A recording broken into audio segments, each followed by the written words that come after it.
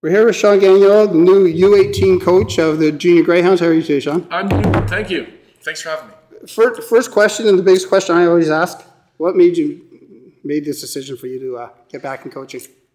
You know what? Probably I started back at KBX with a good friend of mine, Kenny Blanchet, and it's been a couple of years since I got back into it, going through some things with family issues and that, but the passion's always been there, and I think just the kids surrounding me here at KBX kind of gave me that drive and determination to look for a little bit more. And get back a little bit? That's about it. And we've spent probably about an hour talking off camera, yeah. But biggest thing, and I think you're going to probably tell me again, is biggest influence when it comes to coaching. 100% my year with the Greyhounds when we won the Memorial Cup. Just overall team atmosphere and, you know, the coaching staff obviously opened my eyes to a lot of different parts of hockey. And it's a side that I'm going to try to pass on to the kids that I'm going to get involved with now. The knowledge you have and stuff like that. Obviously. You know what? After 14 years of playing pro, you realize and you pick up a lot of stuff. And when you get into something like this, your goal as a coach is to basically pass that knowledge down to the kids that you're going to have now and mold them. And, you know, all you can do is try to give them everything that you've learned so that you prepare them for their next step and whatever journey they're going to take. And hopefully they hold themselves accountable and they listen, and we all grow together. And we were talking again off camera, and I'm not going to bring up names, but it's up to you if you really want to, is what are you, with returning players, which are not your selling point, but to bring in a lot of kids when they get to 17 now, not just in Sault Ste Marie, but high school hockey. Gotcha. But that last year of eligibility for the U18 team, what is your, I guess, I don't want to say selling feature, but to bring them, get them to come back and play another U18 year? That's huge, actually. It's a good question, and it's one of the major reasons why I really like this age group. Is there is a culture that we have to establish, and right now a lot of kids are thinking, if I don't go in the first 5 rounds of an OHL draft, it's like it's the end of the world. Dreams are done. You know what I mean? And they're giving up, and high school is an option. I have nothing against high school hockey at all. I'm just saying, if you're a player who's given everything, and I've been down the road where I was a late bloomer, everybody develops, everybody catches on, and everybody hits their strides at different ages. And if you're a kid who's lucky and grows and catches on quick, and you get to be one of those picks, that's amazing. But I was a kid that didn't grow till grade 11. And you didn't have the U18 draft, you know what I mean? Right? And I didn't have that stuff. We didn't have the U18 draft. So nowadays, there's so many more opportunities that kids aren't thinking past that OHL draft. I mean, there's still an opportunity that next year to get looked at by OHL teams, don't get me wrong, and the OHL is a great avenue. But nowadays in our generation, I mean, the bottom line is eventually either you're going to make the NHL, which we all know, the chances are very slim. 600 guys. It is what it is. It's a tough business to get into. But there are different avenues in the way of everybody's going to have to go to school. Everybody's going to have to get a job eventually. So why not put your passion, determination, and this is what we're trying to build, is to get these kids noticed, have the best team possible, and get them noticed by the right people to get education, whether it's partial scholarships. Now you're doing something you love. You're getting an education in your back pocket, and you don't have to start life with OSAP or whatever payments. My point is, you can still take advantage of hockey in other ways besides signing a big NHL contract. And sorry to interrupt. Even if you do, and I'll use as an example the guys you play with yourself, where are you playing now? you're still raising the Mayor's Cup at the end of the year in Sault Ste. Marie, right? 100%. But if you can play at the highest level you can, why not, right? I think that a lot of kids are selling themselves short. You know what I mean? I'm talking to a lot of kids. You know, maybe you're disgruntled over the last couple of years. Maybe things didn't go your way. Maybe your second, your third year of the 18-year-old team is when you hit your stride. Maybe that's when you come into your own, and it only takes one tournament where somebody's there who looks at you, and then before you know it, everything changes. And my point is, it's something that we have to establish, and hopefully as a coaching staff and everybody surrounding right now who is very, very 100% committed to helping these kids achieve these goals, will change that mindset. Whereas maybe you get let down because you're not an OHL draft pick and you say, who cares? We got this to go to, and we build a culture that we're going to win. We're going to demand a lot. And the kids want to come to the rink. But right? the kids are going to want to come to the rink, have fun, because the end result is... Biggest thing, you said it, 3 words, 3 letters, fun, right? There you go. Well, it's fun, but let's get them somewhere. Yep. The Soo, we develop hockey players. Yep. So my point is, let's keep that passion. Like back in the olden days, we used to win all the time. Now it's like if we win one Northern Ontario championship, it's huge. It's like, come on.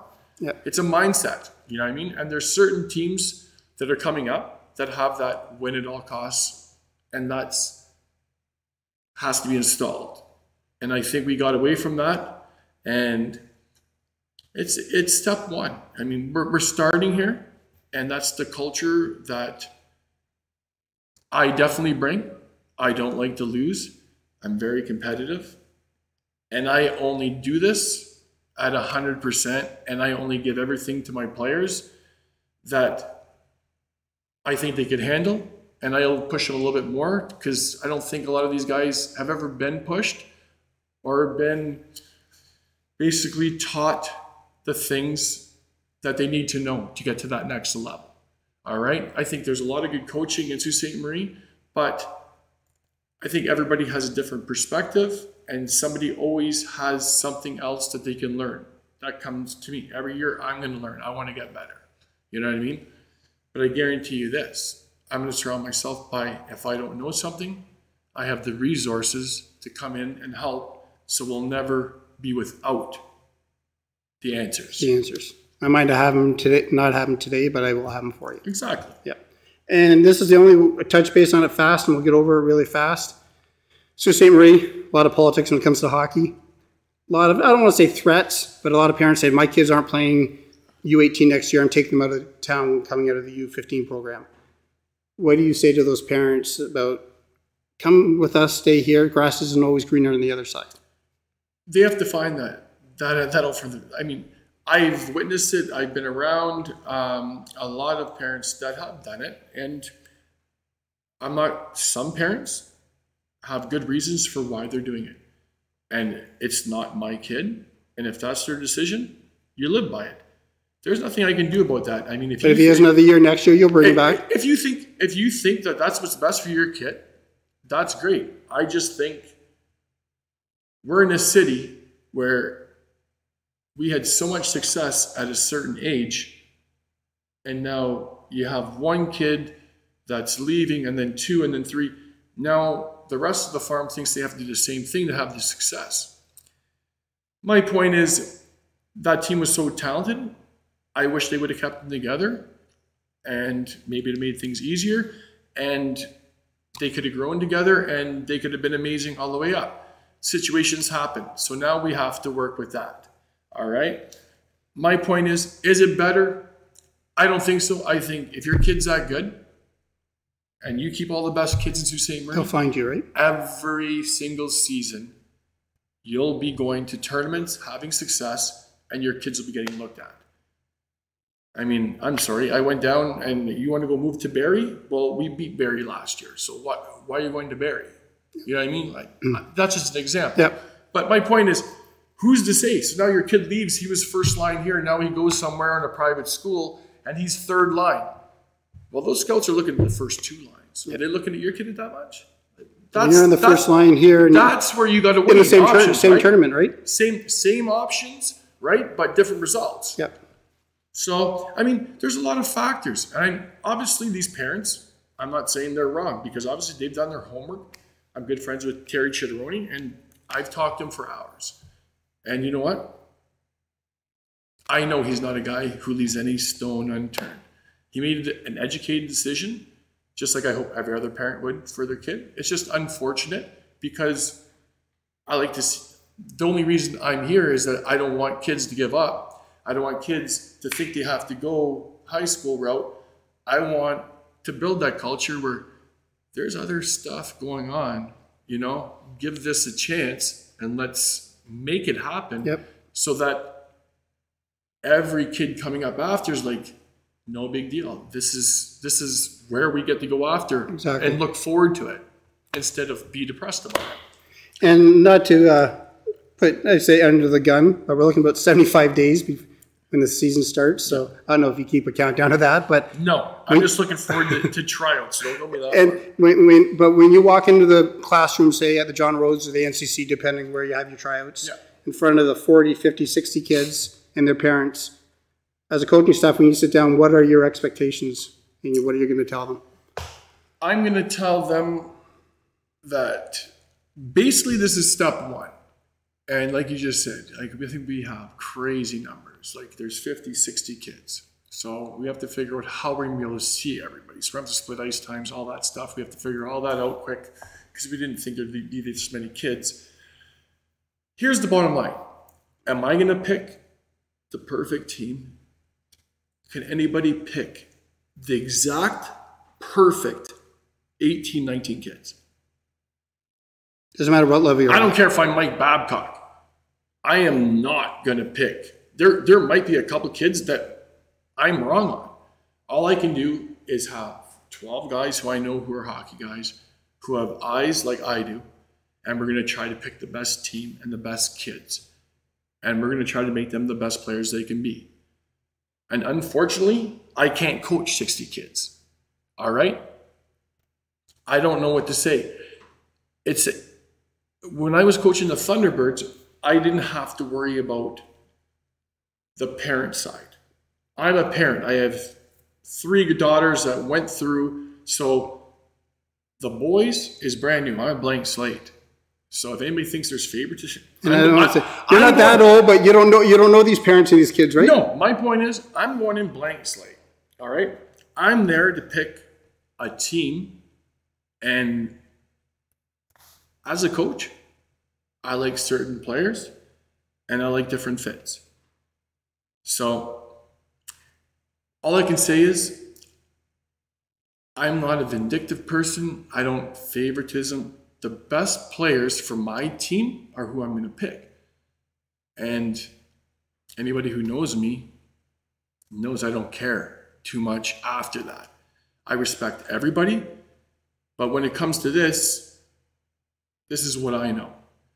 And I know what I can get out of kids. So those kids I'm going to pick, I'm going to help. The parents and the kids that don't make it, I'm sorry. I hope they go on to have great years and everything works out. My point is, I don't want it to be an atmosphere of people are disgruntled about it. You know what I mean? There's only so much you can do. And there's nobody in the world that can sit here and tell me that after you pick your team, that everybody's going to be happy. Because you know what? We all know that's not true. The majority of them aren't going to be happy, and there's going to be wrong thing. And I grew up in this. I know that's the way it's going to be. But we lost, like, my parents weren't that involved. When I got cut from Mike Zook's team, it was like, yeah, okay, you got cut, so go for contractors. It was just, my parents didn't, so I was lucky that way. Nowadays, as a parent, I'm first default. They never heard the word no, and we give them everything. Okay? But sometimes is that a good thing? Because you know what? They expect everything. And in this case, it's earned. That's the biggest thing is earned, right? You know what I mean? And there's certain things that I look for. I mean, all these kids, I hope it makes my decision really tough. And it's obviously going to be tough with this many kids. And you know what? I know a lot of the kids. I know a lot of the families. And that's hard on me. Because I don't like to be the bad guy. All right? Because you're bursting their bubble, right? I'm sorry. And I don't want to deter any kid from playing. And I don't think any kid should give up. But as a 16-year-old, next year he might make the roster where... There's chances all done.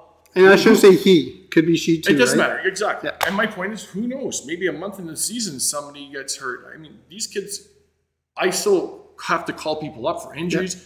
Like, they're auditioning for a lot more. There's opportunities always. Yep. And that's what you have to keep in the back of your mind. I mean, it didn't work out for me, all roses. I had to fight my way through. You know what I mean? I wasn't that top line guy. That's why I relate with my players, is that if anything, I'm straight up. You know, I'm not gonna sugarcoat stuff. They're gonna know what I expect from them. But I care. If you're giving 110, you expect them to give you 110. I care that much that I like to know my players and make sure everything's good off the ice. And I want them to know that I actually genuinely care. Because that's the only way they're going to go through the wall for me and see my vision. Exactly. You know what I mean? I have a lot that I want to teach and coach. But at the end of the day, I want good men to come out of that dressing room that I can be proud of. Yeah. That's first and foremost. You know what I mean? Yep. At the end of the day, if everybody is happy and their kids grow to be great young men, we're doing something good. Exactly. You know what I mean? And that's... And we go back and we could talk for hours on it. We use Thunderbirds, Nick Minardi. Yes. Came back 10 years from now and say, hey, coach, thank you, and I loved it. Yeah, I'm just using Nick as an example. Yeah, right? like I'm just saying, like I still have such great rapport with a lot of the guys from the Thunderbirds, but it's like there's a lot of kids that weren't sure about this year, and one of them that I kind of wanted to say, like, let's give this a chance. And I don't want to mention names, but the point is, I told him to reach out and talk to one of my old players, and it helped. Yep. You know what I mean? So if anything, these kids know I'm going to give 100%. The people I'm surrounding myself with are very knowledgeable, and they're going to learn. They're all going to be better players. It's season 1, and everybody says baby steps.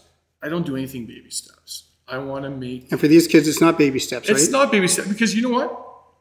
If we want to create something here, I want these kids getting serious, and like me, I want to make noise. I want to win. I want to put this on the map early. Yep. Let's make a statement. And that's the mindset that I'm going to tell them, going, like, this is huge. This is, if you want the $500,000 scholarship, they don't give that for guys that sit on the couch. Exactly. You have to earn this stuff. And question I have is, and then Sault Ste Marie, we've had it up and back and forth, and talks I have had with Mike Hall when he coached, like you say, the North Stars. It's changed over time because we're a small community. When a player walks in, and I'm just using not a name, but star football player, also a decent hockey player. As a coaching staff, are they allowed to play? Again, football's only 2-month season. Are you allowing that? I know I'm putting you on the spot here. Yeah, it's tough because double-edged sword. I have 3 daughters, and I'm trying to convince my youngest, actually, I said it's time to get serious and concentrate on one. And unfortunately, when you're an athlete, you find that you're good at a lot of different things. So it's tough to say no, concentrate on this. But my point is, at the end of the day, when you're playing AAA and you're at the midget level and you're looking for scholarships, I think you have to look in the mirror and say, is football going to get me a scholarship, or is hockey? Or basketball, or whatever. Or whatever the sport is. Yeah. My point is, it's time to pick an avenue. There's kids that are coming to tryout that are playing soccer, and they're going to miss a tryout. That's fine. You know what I mean? That, to me, you made a commitment already. You're on the team. If and it's summer. It's summer. It is what it is. My point. Late August, you know the season. During the season is a different story. I mean, I would honestly, like to sit down with the player, talk to him, and because if he's that interested in playing football and then getting injury and then taking away from our team dynamic and our goals at the end, is that the right fit? Yeah. So it's something that I would have to evaluate. I'm all for multi-sports, but when you're crossing them and you're missing one for another, that's a tough situation, right? 70,000 people. I'm sorry. Going to high school, they're multi-sport athletes now, right? It's just the way it is, right? I have no problem with that. I'm just saying, but like I used to play hockey and then baseball. They didn't path. Yeah. You know what I mean? Sometimes if it was like I said, this soccer thing, that's not a big deal to me. But if we're in the middle of the season and you're playing football, I don't know. You're going to get hurt, and then I'm left sitting there going, okay, now where do I have my right winger? Or where's my D? Yeah. You know what I mean? Now I have to fill a hole. So it's something to think about. I don't like that you asked me that question, but I mean, I guess it's going to come up. It's going to come up. So it's definitely going to come up. Yeah. So now, winning and losing versus learning and teaching, your philosophy, what are you more coach-wise? Oh. Is the win and loss column better than not learning as much to be a winner? Or? The wins will come. The learning starts immediately, and the quicker they catch on to the systems and the different things that I'm going to be throwing at them, I know that we're gonna win. There's no doubt. We're gonna win, and we're gonna have a good season. It's how quickly they're going to be introduced to a lot of different stuff this year. It's a little bit more in depth. Like I said, I don't do anything half-ass, if I could say that. I'm pretty demanding, but I'm here for one reason, to make players the best they can be.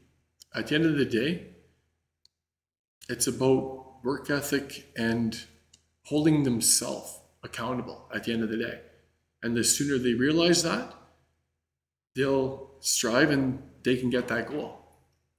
And again, going back, we say winning culture as a coaching staff. How do you implement that? So I'm not saying you have to have all winning every game, but as a winning, you want that culture in the dressing room, right? Well, like I said, that young team. I mean, it was 3 years they were together, and I think they did a pretty good job as a coaching staff. Losing doesn't hurt every so often, does it?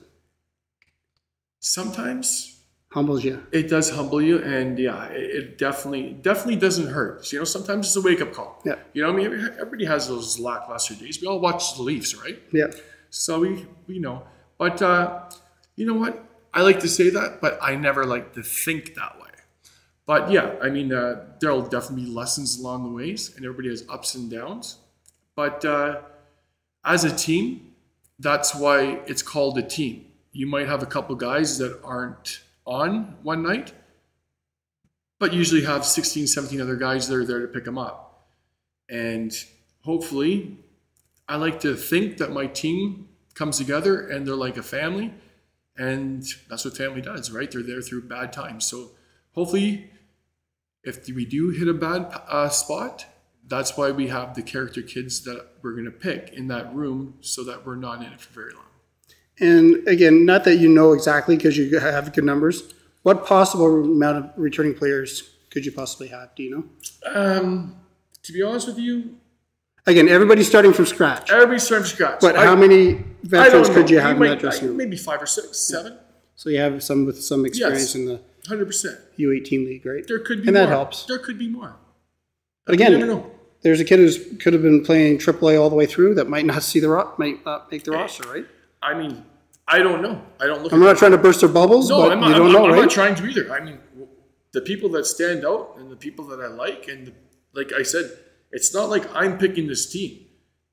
I mean, I'm getting guys out of the woodwork to come watch. Like that's. Yep. I want a consensus, and there might be 12 to 20 guys that I have watching, and we're going to all evaluate and see what goes on. I'm excited to see what's going to happen. Nervous, overwhelmed, because obviously as a coach, you never want to make a mistake. And in this town, it's a hockey town, and everybody has... They see the wins, but when you make that mistake, it's... I know, but everybody has an opinion too, right?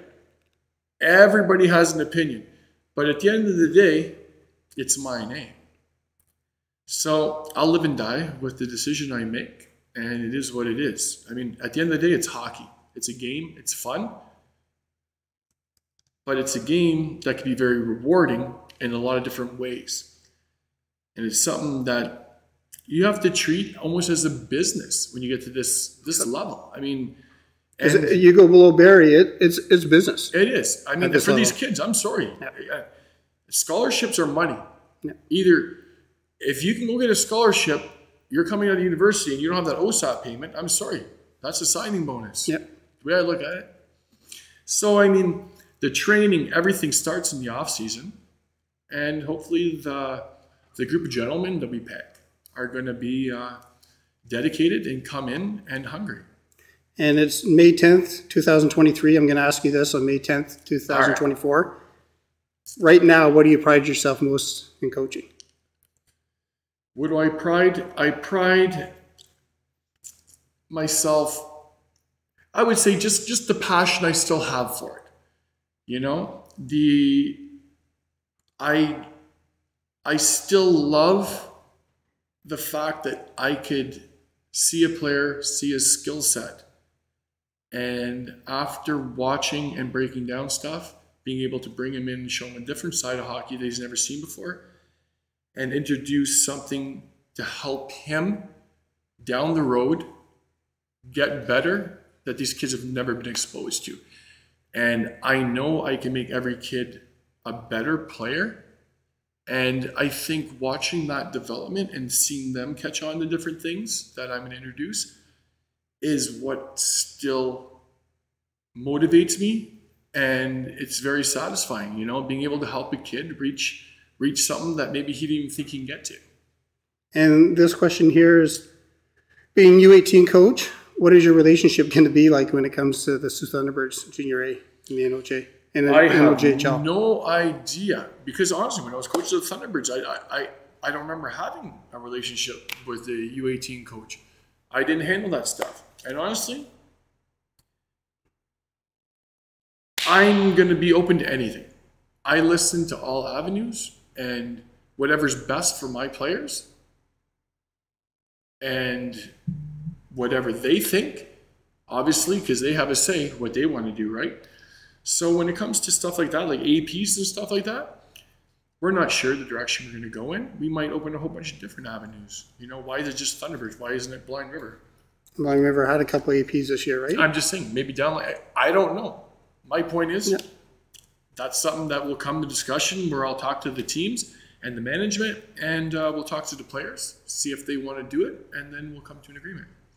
Now, you can say yes or no or who. Will you announce who your coaching staff is, or are you holding that close to your chest right now? Very close. Well, you know what? It's not.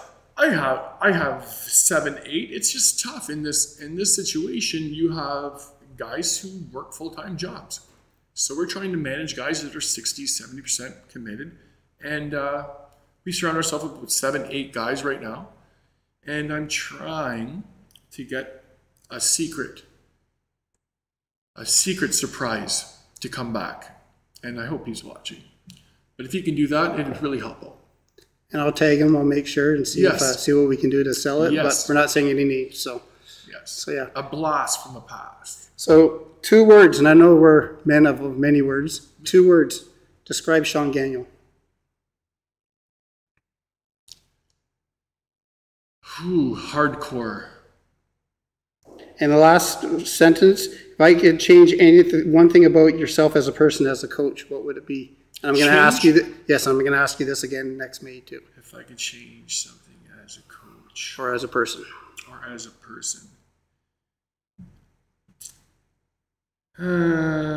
I'd probably like. Should I ask your daughters this maybe? Well, no. You know what? Because I already know what they would say. Yeah, I should not take everything so serious all the time. And it's something I'm trying to work on because I'm very intense. And sometimes it doesn't need to be that intense.